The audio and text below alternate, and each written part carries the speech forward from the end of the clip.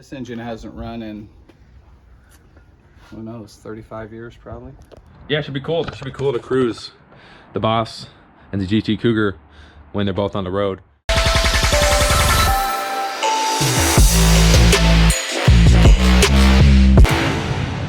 Here we have the 70 Boss engine. Got rebuilt by, what's the place called? Wholesale Machine down in Mission Gorge. WAM or something? Yeah, they build Wholesale Automotive Machine, something like that. Mission Gorge, San Diego, local place, not too far from my house. This is the block that came out of the car, right? Yeah, right here. March, I guess that is. Yeah, DOZE. So it's an assembly line block, but it's probably like a warranty replacement because it's a March 12th block, which is I think is a pretty common casting date for maybe engines that were blown pretty early in the year. So the original engine was probably blown within the first couple months of the car. So this was a standard bore. Now it's 30 over because two back cylinders had water sitting in them for who knows how long, or moisture or whatever. Yeah. But 30 took it out. 30 did. No sleeves, and an Icon forged pistons. I got the whole list of everything. Are they custom pistons or no? Semi-custom. It's getting harder and harder to find pistons for. I just noticed something. They didn't put the right bolts for the. I was gonna say for the baffle. For the. There's no baffle studs. Yeah. For the internal oil pan baffle, this thing. We're supposed to be, I thought, here and here. I think so, yeah. Or maybe it's. I thought it was the middle too, but. Something else. It's been a long time since I put one of these things on. It's in one of these. There it is.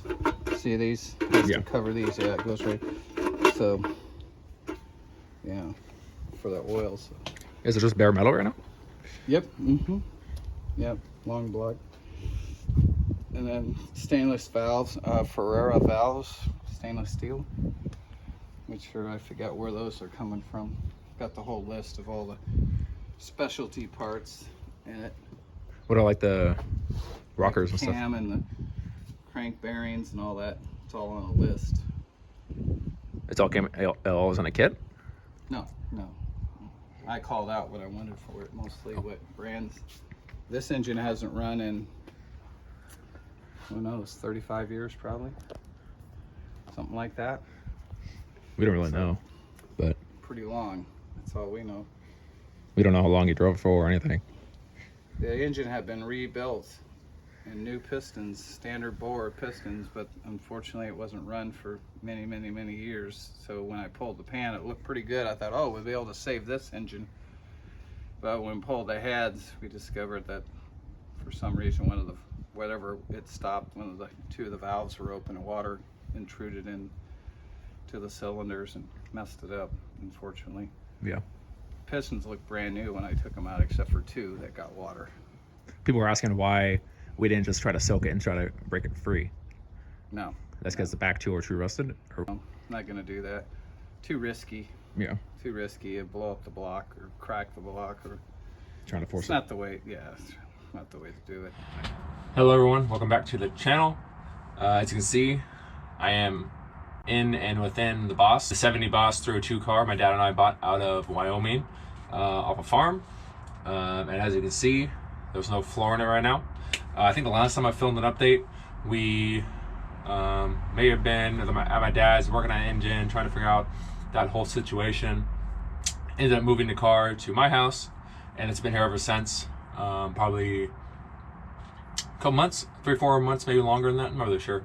Anyway, he has been working on stuff on the back end, not really necessarily working on the car itself. There's some things he did here and there, I'll get to that, but he mostly was working on parts, collecting parts, getting the engine built, staging things. He's had to move a lot of stuff around. He also has a plan as of what he's going to do with the car and the plan of attack for that. Right now you can see there's no floor in the car. He cut the whole floor out, I think he ordered a whole floor for the car. I don't know for sure. Pretty sure. I think he ordered a whole floor. And yeah, as you can see, the whole thing is gone. The floor in the car wasn't that bad.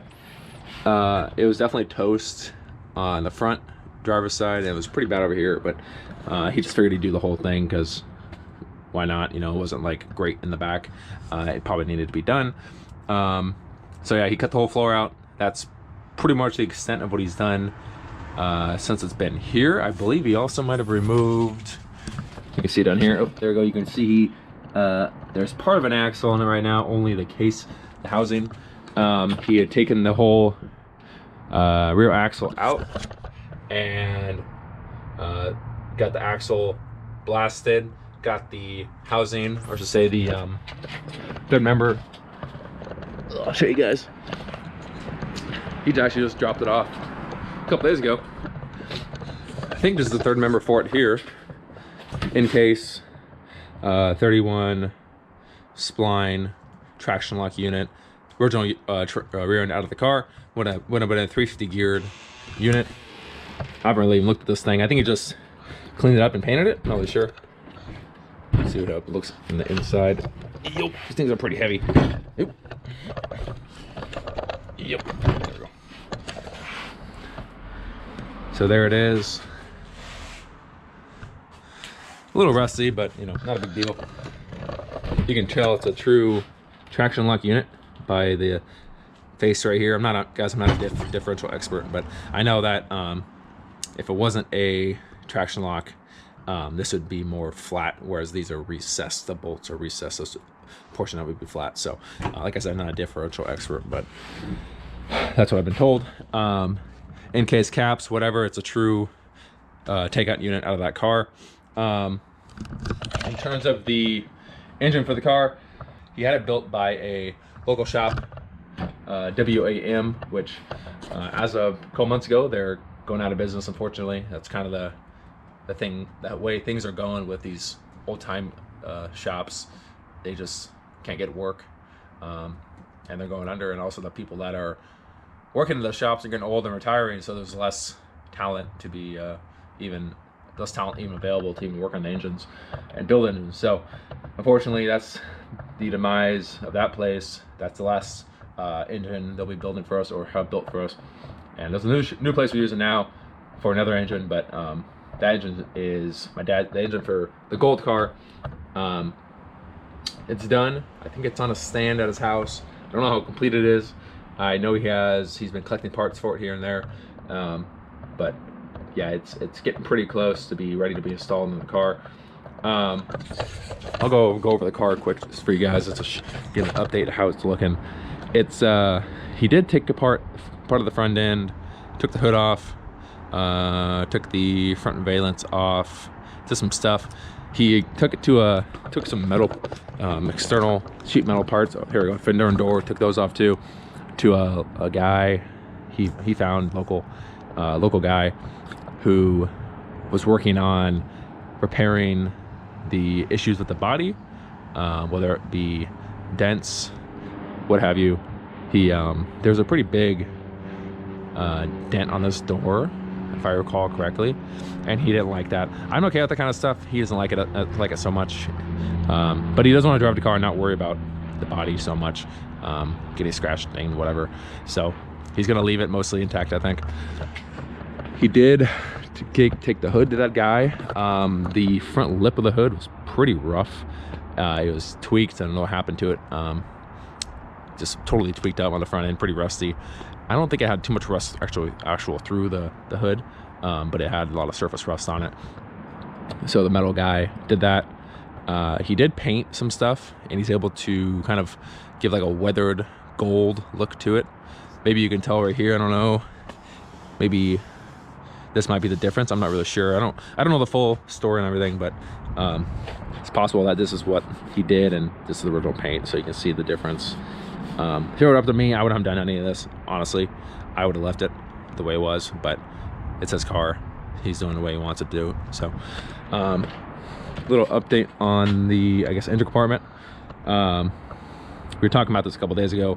There is holes cut in the shock towers, both sides, front and rear. So 4 holes total, just for the purpose of getting the grease fittings, I guess. Really unfortunate, but it is repairable, so there's that. And yeah, I think he's getting really close to, I know it doesn't look like it, but he's getting close to dropping the car off at our guy in Phoenix. He just finished, our guy Mark just finished my dad's 70 Mach 1 428 car. It's now at another friend's house in Phoenix, really close to his shop. And so now his room for another car. And I think my dad just today actually made a trip out to Phoenix. It's like a 6-7 hour drive one way, and dropped off like a load of parts for this car, stuff he's been collecting, for Mark to essentially, when we bring the car out, to just go gung-ho at it and do whatever rust repair has to be done. You know, put the floor in, and pretty much from there just assemble the car. You know, he's gonna have to redo the suspension, because the suspension, steering, brakes, all that stuff needs to be done. Pretty much everything that had been done on this car needs to be done to that car. It took me 3 years. I'm still working on it. It's 3.5 years. And yeah, everything that was done to this car needs to be done to this car. So just think of all the stuff: engine, brakes, steering, gas, suspension, you name it, everything that needs to be done except the cosmetic stuff. But he is getting some other stuff done to it that I did not do to this one. He decided to go with an upgraded interior. This car is factory originally optioned with a ginger standard interior. He decided to go for the ginger decor interior, which to me, decor is a pretty cool option to have on a Boss. I prefer that quite a bit over the standard interior. I think it looks a lot better, just more luxurious, I guess. And it looks pretty good on these cars. So he went with that. He's got seat covers. I think he has the seats already done. Have to check. But yeah, it's a lot of stuff. The assemblies for the car are together, ready to go.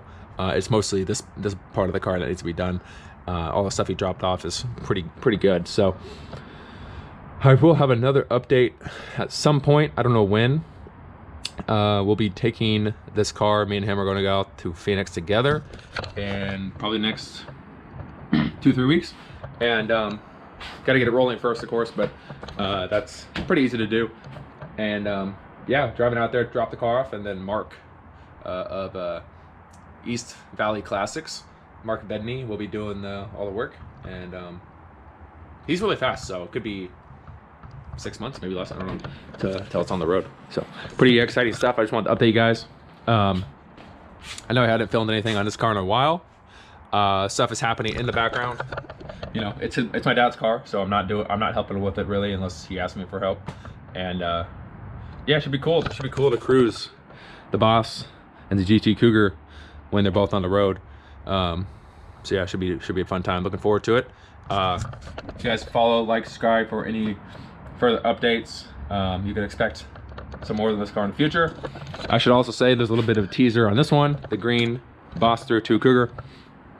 We've been working on getting an engine together for this car, Boss 302 motor, same as the gold car right there. And yeah, it's coming together. We're working on getting parts. Engine is at the shop right now, and should be cool. I'll have an update for you guys on this guy pretty soon. So please don't forget to like, comment, and subscribe if you haven't. I'd really appreciate it. And thanks for watching. I'll see you next time.